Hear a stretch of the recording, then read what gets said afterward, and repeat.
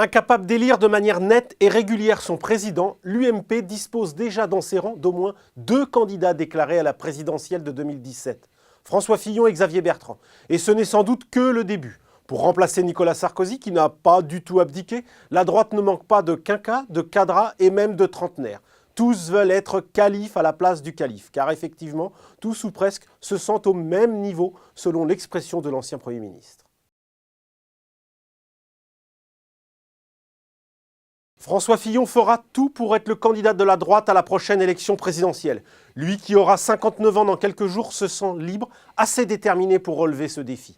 Y compris en défiant Nicolas Sarkozy dont il a été pendant 5 ans le Premier ministre. Le collaborateur a donc décidé de s'affranchir de son ancien patron. Il n'y a plus ni préséance, ni hiérarchie, ni sauveur suprême. Tout le monde doit faire ses preuves, moi le premier, a déclaré François Fillon devant ses partisans réunis à la Mutualité. Dans sa tête, il n'y a plus qu'une échéance qui compte, la présidentielle. Exit une candidature à Paris, écartez donc celle de la présidence UMP, même s'il est resté silencieux sur le sujet. Non, son but est de devenir président de la République. En privé, Fillon jure même qu'il est prêt à tous les sacrifices nécessaires pour se lancer dans cette longue et sinueuse campagne.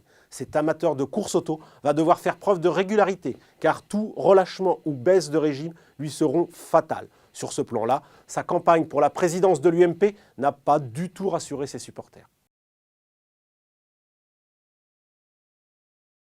L'ouverture de la primaire à droite par Fillon a eu le don d'agacer les amis de l'ancien président. Une semaine après leur premier colloque, les sarkozystes ont été cueillis à froid par ce Fillon qui a osé se placer au même niveau que leur idole. Officiellement, Sarkozy n'a absolument pas 2017 en tête.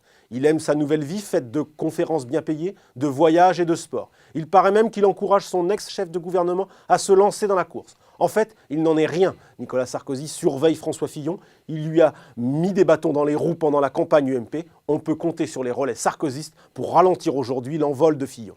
Pas question de lui laisser le champ libre, car Nicolas Sarkozy n'a pas prévu de sortir du bois avant les régionales de 2015.